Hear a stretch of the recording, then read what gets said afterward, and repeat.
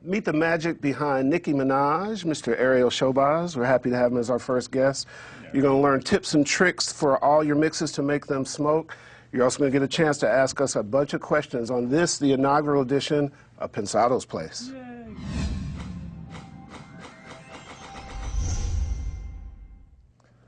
Hi everybody, welcome to This Week in Pensado's Place. As you might have guessed already, I'm Dave Pensado.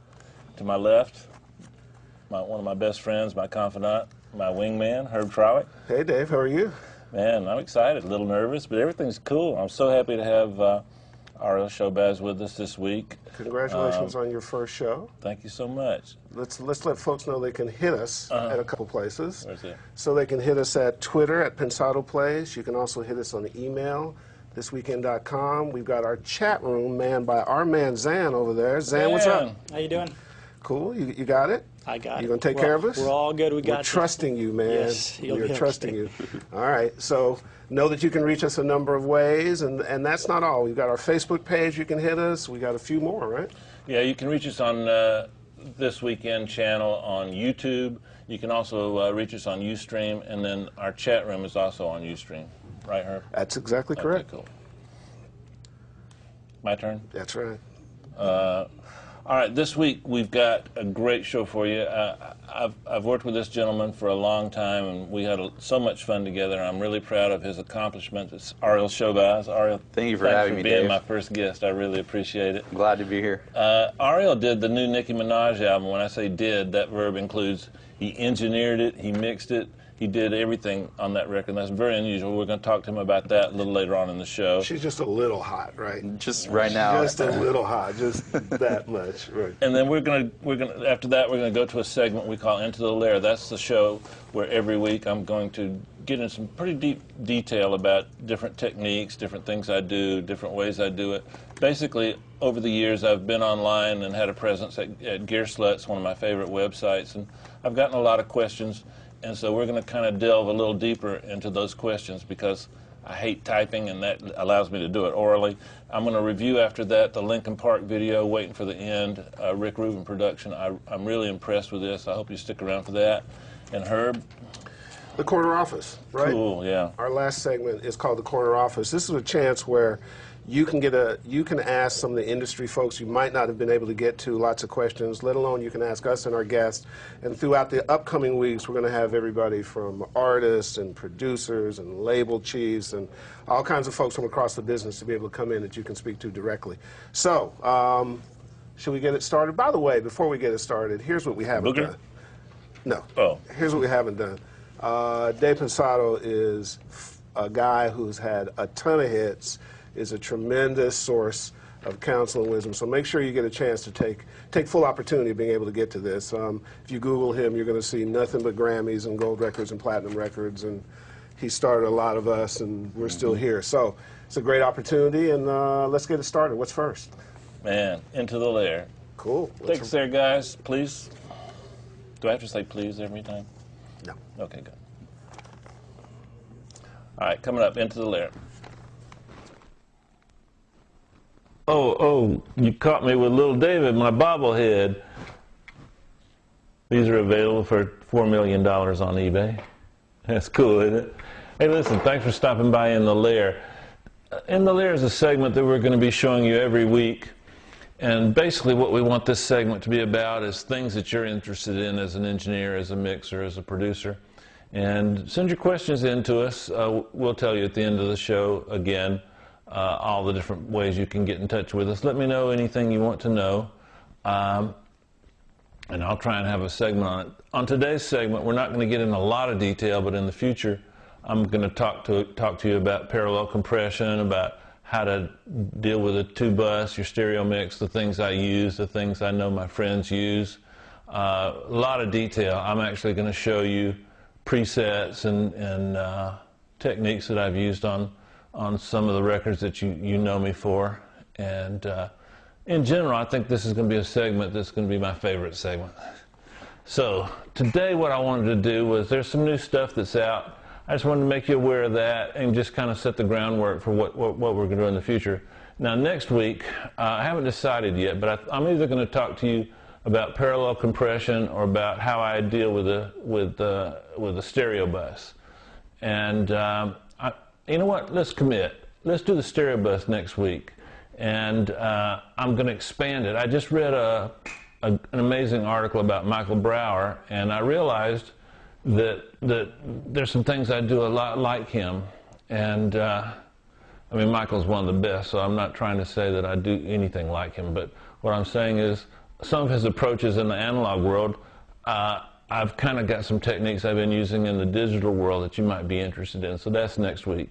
And then we're going to have another great guest for you next week. There's a couple of people I want to get on the show. And anyway, we'll talk about that later. But right now, let me show you something.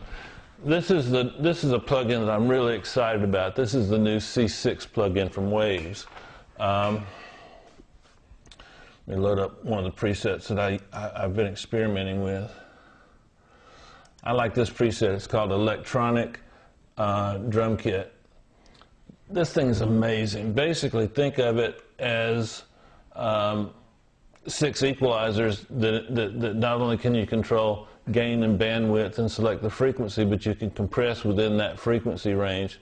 It's a very, very, very powerful tool. I'm telling you, this is a really good plug-in. Another new plug-in that I like by Waves is my buddy Tony Maserati. He's got a series that is just musical. It just works. It's really an amazing series of plug-ins. This is the one that's the vocal plug-in, and I find that just about everything on it's usable. Another new plug-in I want you to check out is this Chris Lord-Alge plug-in. This is the vocal, and also I just mixed a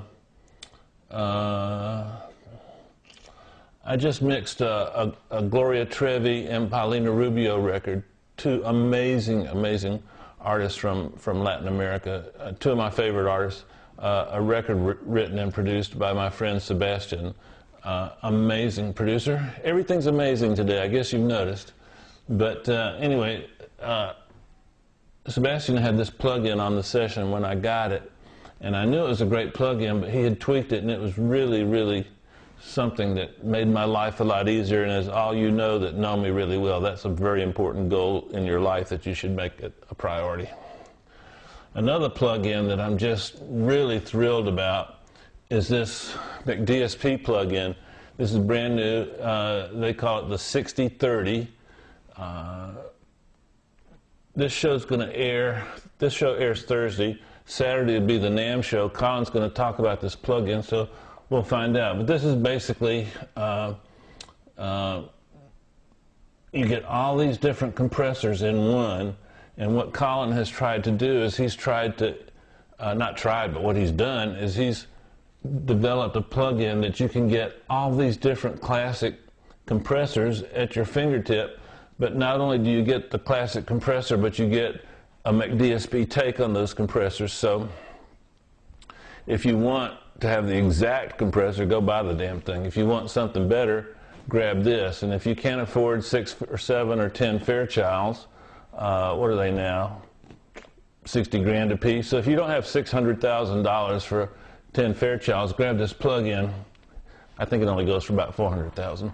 But anyway, I'm going to run through these real quick. Zane, if you can check this out, this is amazing. So this is another one. This is another one. This is as you can guess, this is probably something like an LA2A. This looks like a 33609 to me. This looks like the DBX 150 something or other. Anyway, you get all of these compressors. I mean, that's amazing. Email Colin when you buy this and just say that I sent you, and he'll give them to you for, I'm sure, 30, 45 cents. He makes so much money, you know. Actually, that brings up a good point. Don't be using crack stuff.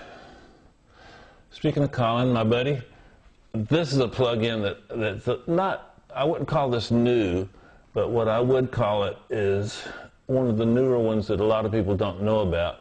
This plug-in is called Futzbox. It will emulate pretty much anything on earth that creates a sound. And what I use this for is to add harmonics and color to a sound. It's truly amazing. You got to check this out. This plugin is by my friend Stephen Slate. I heard this at the AES show this year, and this thing is truly amazing.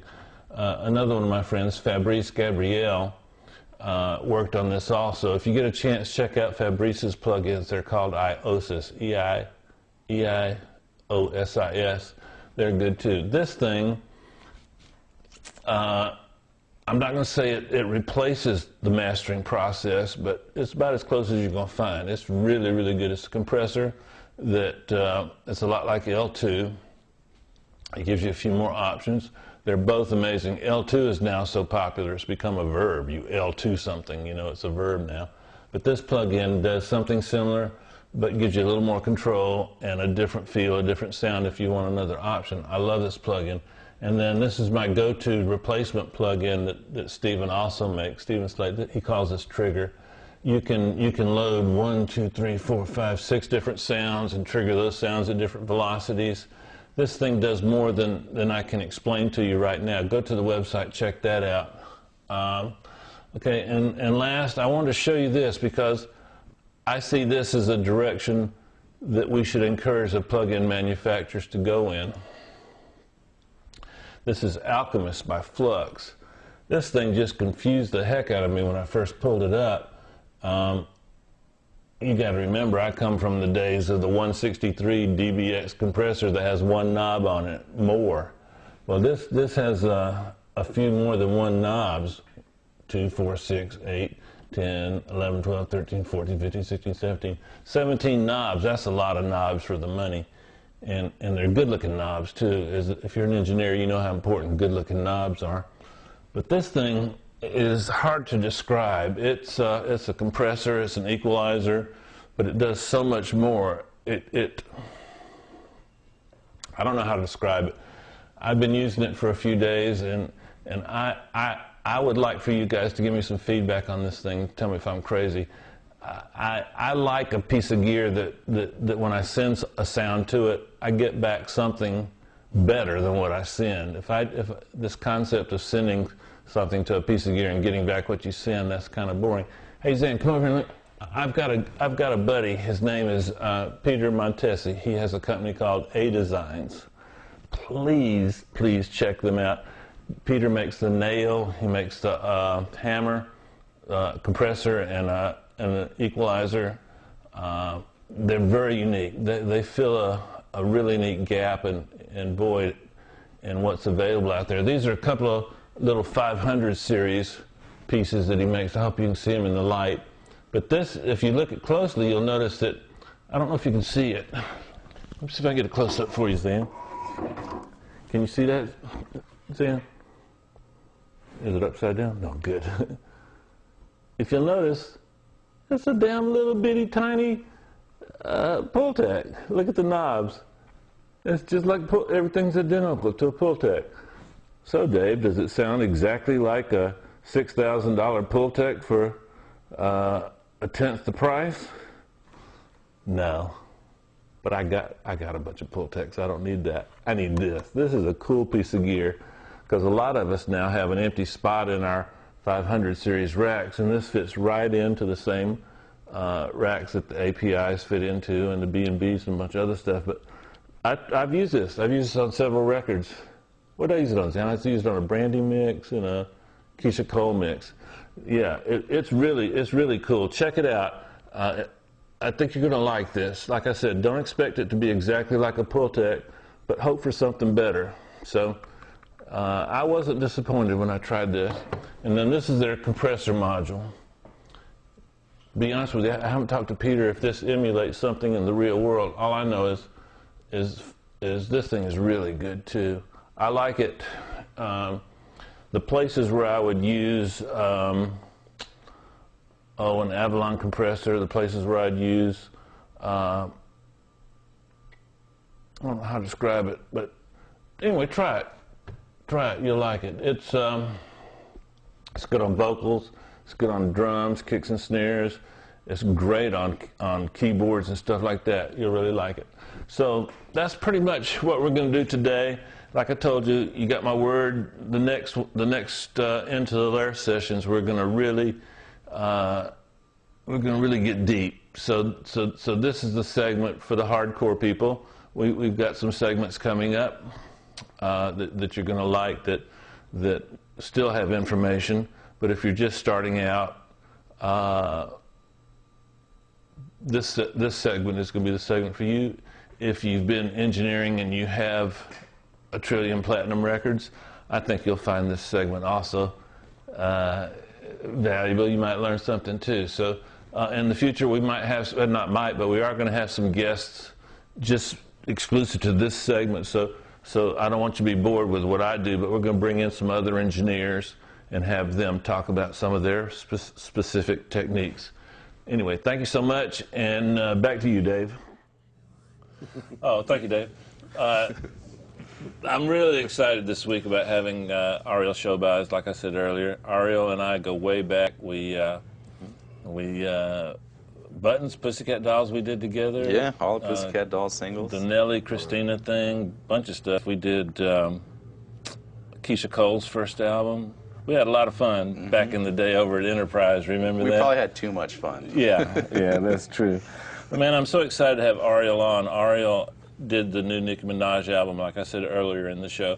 He engineered it, he mixed it. If I recall, you were also the runner. I think you did some light maintenance on the SSL board at that time. You just did about everything. Just about everything. Talk about the fact that it's very unusual for one person to engineer, track, record, do the vocals, and mix the record. Did you find that helpful to mix your own stuff, or did you find it? It was very helpful. You know, Nikki, she really knows what she wants, so we spend so much time mixing just to the 2-track with her vocals that we get it to a point where it sounded like a mixed record already, just with the 2-track. So the mix process, like normally it takes me about 14 hours to do an average mix.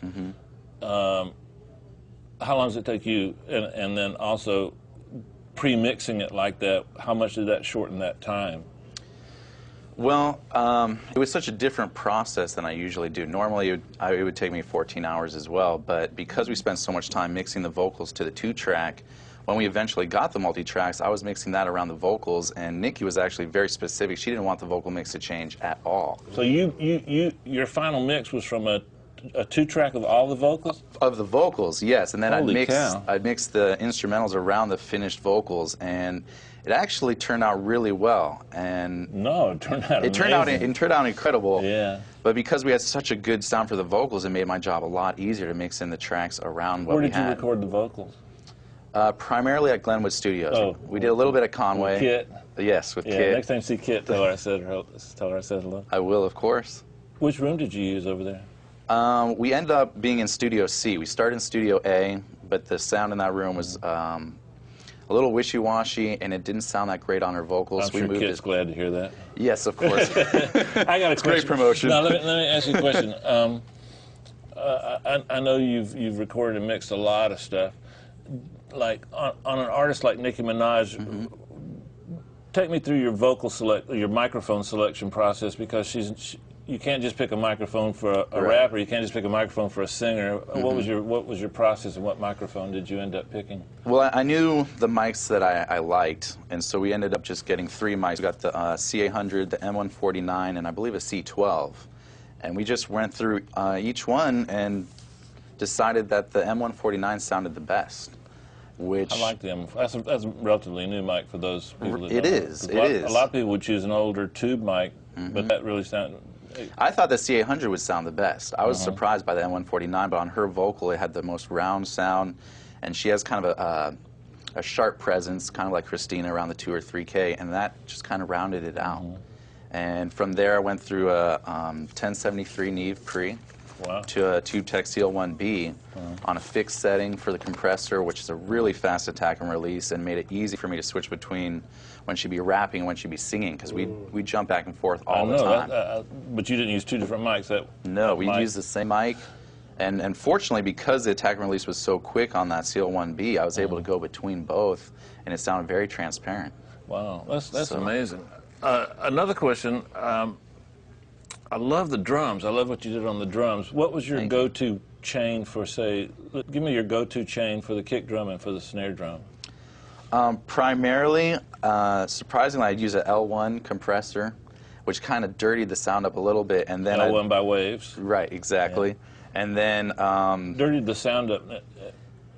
It added somewhat of a low noise floor, or? A little bit, yeah. And so it gave it a little bit more of a lo-fi sound, which I really liked. And from there, I'd run it through either a filter bank plugin, which was very low latency, and again, my mixing techniques kind of was adjusted because we were doing so much tracking even up until we were at the final mix stages.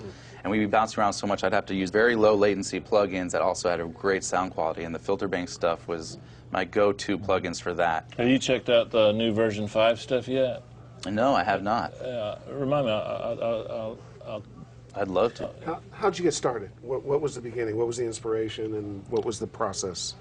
Well, I started with Nikki after she went through something like 20 engineers. You know, she just went through them. None of them could keep up with her. None of them could get the sound she wanted. And I had done some work with Puff about a year earlier, and he has his go-to engineers who are really great, but I ended up covering for him a couple times.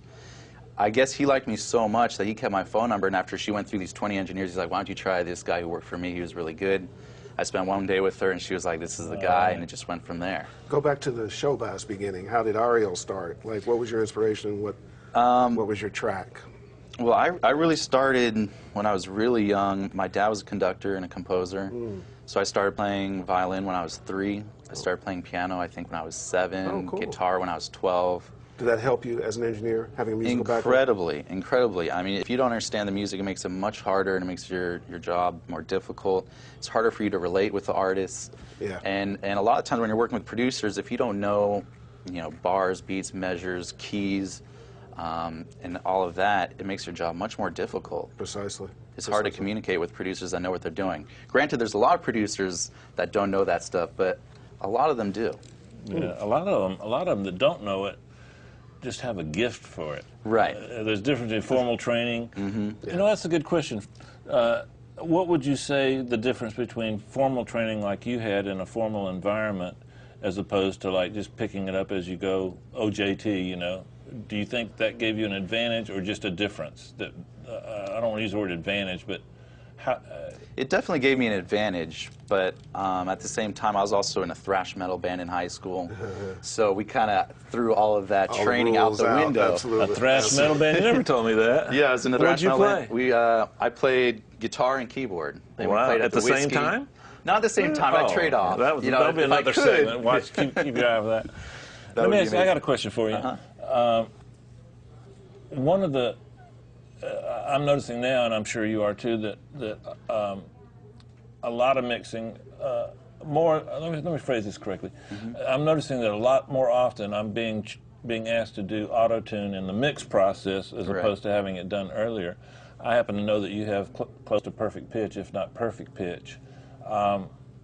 Is that someone like me that doesn't have perfect pitch, but I've got decent relative pitch, do you think you have an advantage using auto-tune Melodyne? I'm not sure if it's an advantage, to be honest. I mean, I hear stuff right away, and I know it needs to be fixed, but if you have good relative pitch, I think that's just as good. You don't need to know that what they're hitting is a C. Right. If you know what they're hitting is sharp or flat, that's all you need to know. Right. Okay. And from there, it's really just a lot of practice. All the work that I did previously with Hilary Duff, that really prepared me for what I've done lately as far as auto-tuning, and a few other artists really pushed me to get good at it.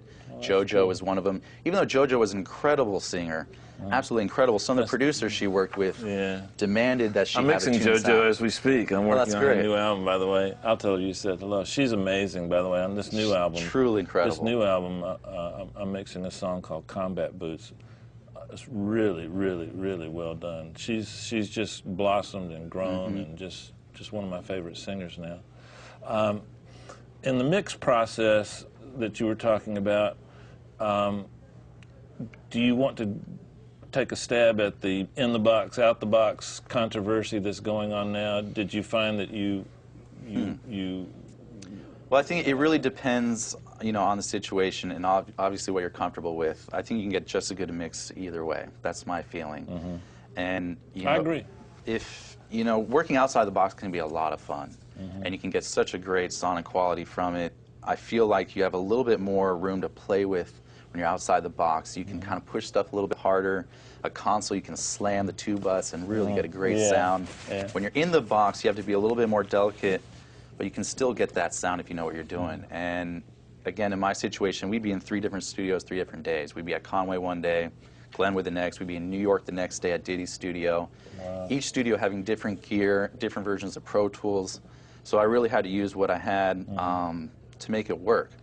And being inside the box made my job a lot easier. I couldn't have done what I did if I was working outside the box. You did a lot of it in the box. 99% of Nicky's album was in the box. But you added color by running the tracks through the board and all that, and then a lot of stuff like I've run through pull stems. text. That was one of my biggest things. Like the drums, I run through pull text when I had the chance.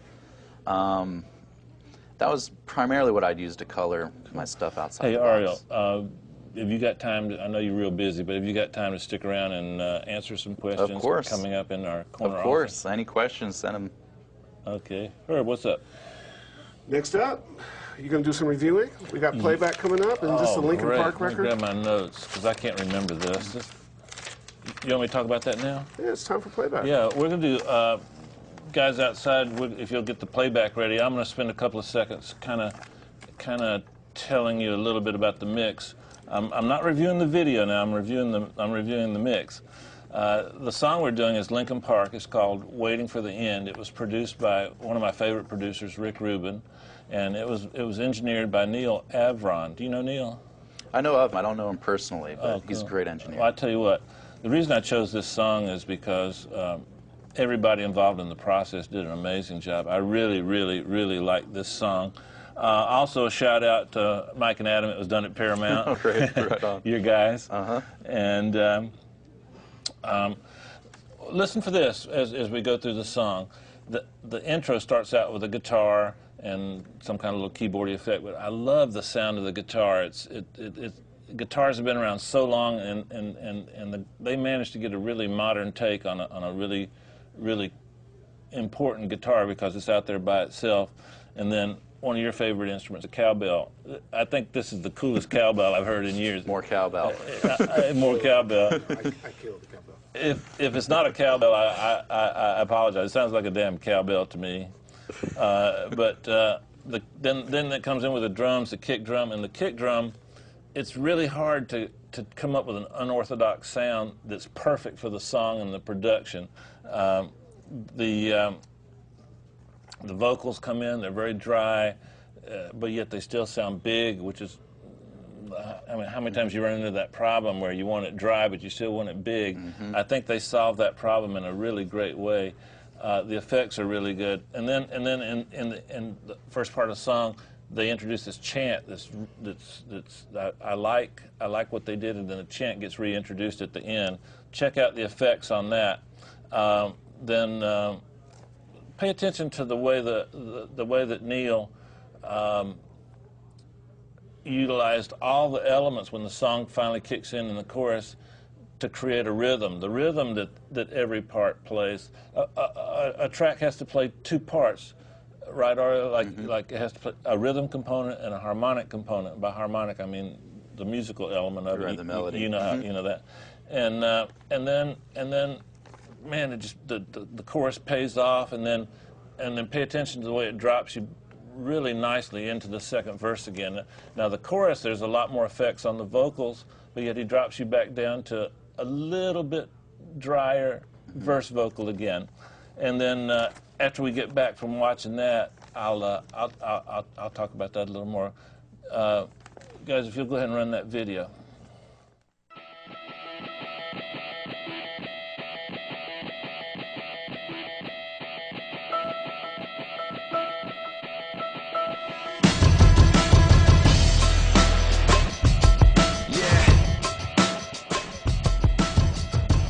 Take that cowbell. Yeah. chant.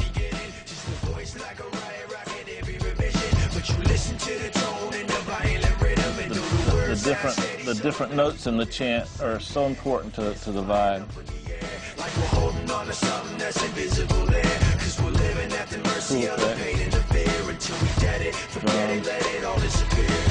Waiting for the end to come. That sweet, the effects on that vocal. It's a very intimate sound. Very intimate sound. This is not what I had planned. It's out of my control. You just know something big's going to happen, you know. It's like tension. Flying at the speed of light. Thoughts were spinning. Do you think that's a loop? Or does that sound like real drums? It sounds like real drums that's been processed into it. That they It's really resampled. good sound, isn't it? It's hard to let you go. Herb, that's your cowbell. I'm killing it. I actually played it.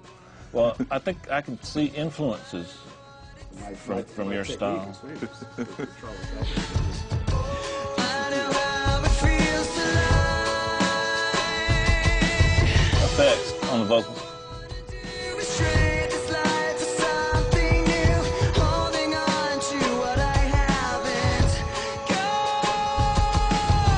Wow, nice echo throw. Sitting in an empty room, trying to forget the past.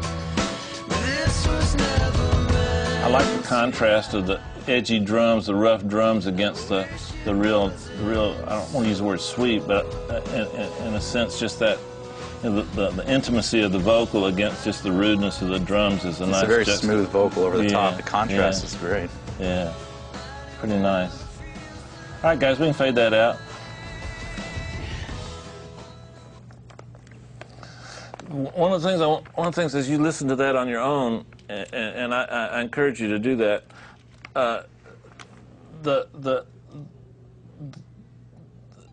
Oh gosh, how can I say? You know, like when you're eating your cereal and you run out of milk first, or you run out of cornflakes first. It's about proportion, and the proportions here and the ratio of the way the different tracks and elements are mixed is really amazing, isn't it? It's like you don't hear one spice. It's just all melted in together. Really well done. I listened to this song several times, and I was trying to find something negative so I could add some balance to this review and get credibility, because sometimes you guys don't like me to be too nice. You want to hear me slam something, but I can't find anything to slam in this. It's really well done. Zan is my video guru, and Sean over here. The video itself is really well done, isn't it? From a technical perspective. Very well done. Yeah, it's incredible. As you're listening to it, there's a guitar solo that's kind of combined with a keyboard, and it sounds like a little vocal thing. It's hard, like I said, it's hard to make a guitar sound modern, and this little solo comes in, and it's really a great sound. Study that. I'd rip that off. In fact, I will. Then we got to build back into the chant from the intro, and then the ending is satisfying. It just kind of sits you down gently. It's pretty cool. So check that out. I think there's a lot. If you're a hip hopper, if you're a rocker, whatever your genre, you can learn a lot from that. Rick Rubin is a master. He's done everything from Johnny Cash to Walk This Way with Run DMC. You know, He's run a label, a couple of labels. Started Def Jam with Russell Simmons. Have you worked with him? No, not directly. Incredible. Cool. Let's get some questions answered. Want to go see what's happening in the corner I got to office? tell you, this is my favorite part. Oh, cool. This is where I get to be me. This is where I get to show off. This is where. What have you been doing? Good question. What's been going on? I've been showing off with your help and encouragement, I This might is where add. Zan gets to show off. Yeah. Zan, you got some stuff for us over Yeah, there? I do. I have tons of questions. I'll start with Andrew from Tampa, Florida. Would like to know how you'd recommend getting into the engineering side of the industry. Andrew, man, thanks for calling. I was born in Tampa, so in Ybor City, so Espanol. You know what? I've been told by my ACE staff in and amazing director, producer Andrew to keep my answers short. So there's so many paths, and I want Ariel's opinion on this too, and her, but there's so many paths. I'd say the main thing is just engineer, engineer, engineer. Anytime you can engineer for somebody free, pay them whatever you got to do, work at Home Depot, work wherever you got to work, get as much gear as you can, utilize used sources for gear, Craigslist, whatever you got to do to get some gear, then start using it. Record all your friends, record, record, record. When I first started, I did hundreds of free mixes because I started a little late in life, and I wanted to kind of catch up. And then at some point, you might want to think about a fork in the road. You might want to go find a facility that you can get in and really learn, or go the school route. Both are excellent. The school route is a little shorter path. Where did you go to school, Ariel? I went to RIT here in Hollywood. Good school, good Recording school. Institute. The Recording Institute of Technology, and they were actually able to get me an internship at Enterprise when I was still in school. That's how we met. What Yeah. what would you suggest? What would you tell the viewer how they should proceed to this? Well, I think the most important thing is getting an internship at a studio that's doing music you're interested in. Because don't you need to Very meet important people? point. You improve your technique and meet people in the Yes, combination of both. exactly. And you just need to be around it. The more you're around it, you'll just soak it up. You'll start learning people's techniques. And you want to make sure it's a place that's doing music you're interested in, so you stay fresh. And I'd say one of the biggest factors is your attitude. Right. Like when I started working for you, Dave, I was much greener than a lot of the other assistants that were trying for the position. Greener? They were Greener? Oh, you mean like you use less fuel? Or Yes, exactly. your They're electricity better for the count was lower? environment. Yeah, you did use less electricity because you didn't plug stuff in right. I had only been assisting for maybe a couple months. I got him blushing, Herb. I can't. I had much less experience than the other guys. Ariel's girl's behind me. I don't want to embarrass him in front of his girl. He was amazing. Ariel was more fun, excellent, just really gifted in every. It was no doubt he was going to do well. Zan, give us our last question. This question comes from Corey in New York. He says, I always see the NS10 speaker in every room of a recording studio. Are they the best? If not, which ones do you prefer?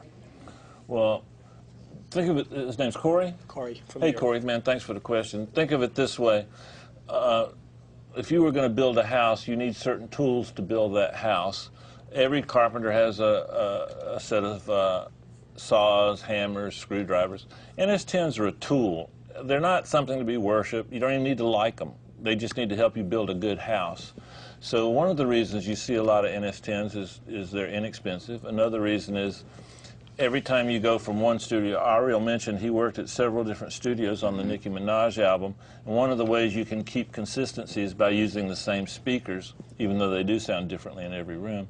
So the NS10s have become the de facto speaker that we always look for, and that kind of centers us, gets us balanced.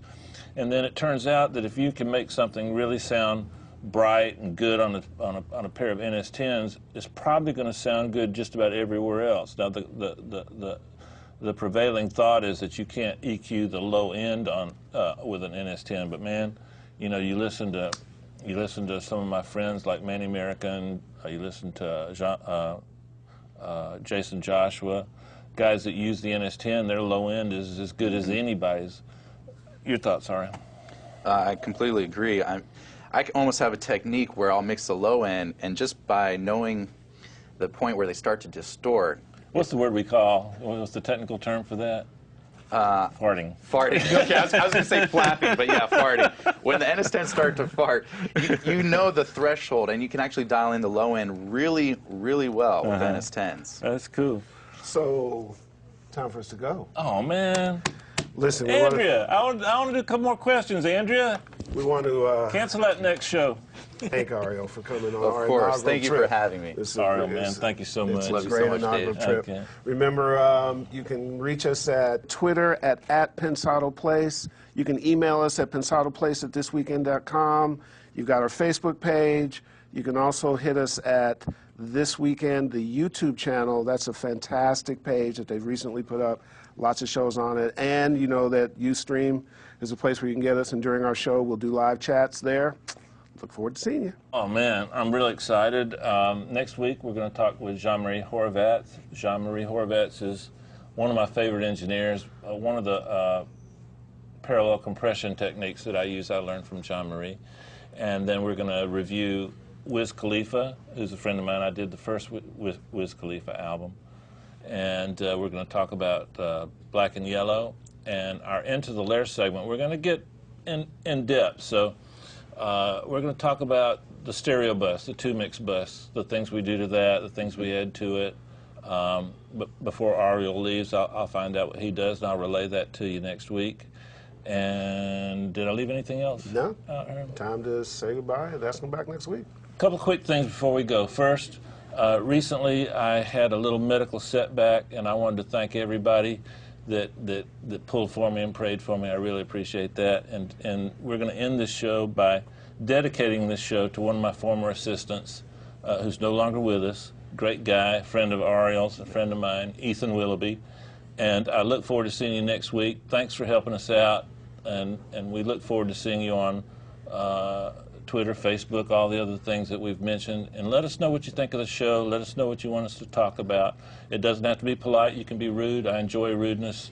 So whatever you want to do. But listen, anyway, big shout out to the staff here at This Weekend. They've accommodated us and really made this a fun process, right, Herb? Absolutely. And Andrea, Ryan, Will, all the guys, Ken. We've got amazing graphics. It's been so much fun. And look for us this same time next week. Thank you so much. Adios.